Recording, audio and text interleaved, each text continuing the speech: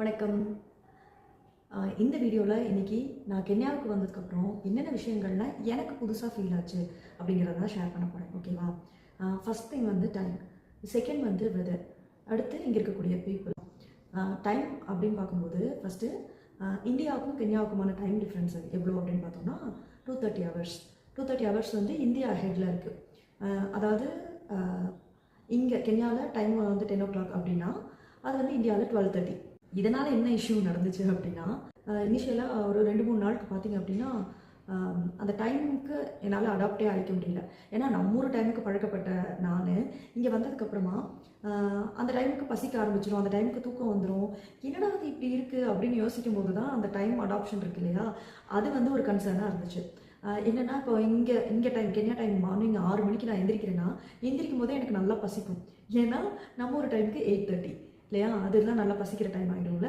So சரின்னு எந்திரிச்சு cook பண்ணி பிரேக்ஃபாஸ்ட்லாம் சாப்பிட்டு முடிச்சதுக்கப்புறமா ஒரு 9:30 அந்த மாதிரி அதுக்குள்ளே பிரேக்ஃபாஸ்ட் முடிச்சிடுறேன்னு வைங்களேன். அடுத்து வந்து லைட்டாக பசிக்கிற மாதிரி இருக்கும். என்னடா அது இப்போ தானே சாப்பிட்டோம், அதுக்குள்ளே எப்படி பசிக்கும் அப்படின்னு யோசிப்பேன். பார்த்தா மதியத்துக்கான அந்த லன்ச் டைம் ஆக ஆரம்பிச்சு. இந்த மாதிரியே இருந்துச்சு. அதுக்கப்புறம் இங்கத்த டைம் வந்து 6 மணிக்கெலாம் எனக்கு தூக்கம் வந்துடும். ஈவினிங்கு 6 மணினா அங்கே இந்தியா டைம் 8:30 அந்த மாதிரி. 6 மணிக்கு இப்படி தூக்கம் வருதே அப்படின்னு ரொம்ப கஷ்டமாக இருந்துச்சு இனிஷியலாக ஒரு கொஞ்ச நாள். அதுக்கப்புறம் ஓகே அப்படின்னு இந்த டைமுக்கு பழகிடுச்சு. செகண்ட் திங் வந்து வெதர். நம்ம ஊரில் மழையையும் நல்ல மழையும் பார்த்தாச்சு, நல்ல வெயிலையும் பார்த்தாச்சு, நல்ல குளிர்லையும் நம்ம இருந்திருக்கோம். ஸோ வந்து இந்த 3 கிளைமேட்டுக்குமே நம்ம அடாப்ட் ஆகிருப்போம். இங்கே வந்து இது ஹில் ஸ்டேஷன் அப்படிங்கிறதுனால எப்படி சொல்கிறது, சொன்னால் நம்புவீங்களான்னு தெரியல, இங்கே வேர்க்கவே வேர்க்காது. நம்ம ஊர் ஊட்டி கொடைக்கானல் மாதிரி தான். ஆனால் நம்ம ஊரில் எனக்கு வந்து எப்படி சொல்கிறது, ஒரு வெயில் காலம்னா சுத்தம் பயங்கரமாக ஸ்வெட் ஆகிட்டே இருக்கும். அந்த மாதிரிலாம் நிறைய விஷயங்கள் இருக்கும். ஆனால் இங்கே வெயில் காலத்தில் கூட அவ்வளோ வேர்க்கவே இல்லை, அவ்வளோக்குன்னு இல்லை, வேர்க்கவே இல்லை சுத்தமாகவே. அப்புறம் இன்னொரு விஷயம் சொன்னால் நம்புவீங்களான்னு தெரியல, இங்கே இருக்கக்கூடிய வீடுகளில் பெரும்பாலும் ஃபேனே கிடையாது. எண்ணீர்லாம் 1-2 வீட்டில், அதுவும் ஒரு ரூமில் மட்டும் ஃபேன் இருக்கும். அந்த மாதிரி ஒரு இடத்துல தான் நான் இருக்கேன் இப்போது. அதுக்கப்புறம் தேர்ட் திங் வந்து என்னென்னா மக்கள். இங்கே இருக்கக்கூடிய மக்கள் வந்து பயங்கர ஹார்ட் ஒர்க்கிங்காக இருக்காங்க. நாமெல்லாம் நிறைய நம்ம வீட்டில் அப்பா அம்மா வந்து கதை சொல்லுவாங்களே நமக்கு. அவங்க வந்து நான் ஸ்கூல் படித்தப்போ நடந்தே இவ்வளோ கிலோமீட்டர் நடந்தே போனேன், இவ்வளோ மைல் நடந்தே போனேன், அந்த மாதிரி. அந்த 90s கிட்ஸ் நம்மலாம் கூட அந்த மாதிரி நடந்திருக்கோம். ஏன்னா நான்லாம் நடந்திருக்கேன் ஒரு 3 மைல் அந்த மாதிரிலாம்.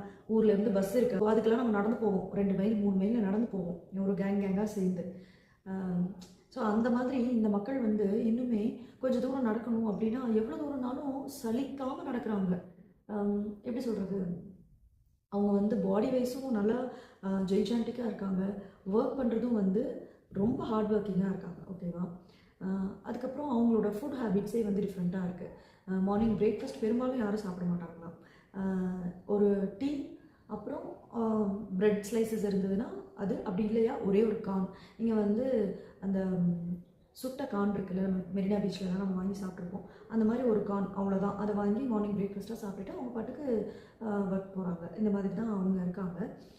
ஸோ ஓகே, பேசுகிறதுக்கு ஃப்ரெண்ட்லியாக இருக்காங்க நல்லா, அதெல்லாம் நம்ம வந்து குறை சொல்ல முடியாது. ஸோ இந்த 3 விஷயங்கள் தான். அவங்களோட பழக அவங்களோட பழக்க வழக்கம் என்ன மாதிரியான ஃபங்க்ஷன்ஸ்லாம் இங்கே செலிப்ரேட் பண்ணுறாங்க அப்படிங்கிறதெல்லாம் நமக்கு தெரியுது. ஓகேவா?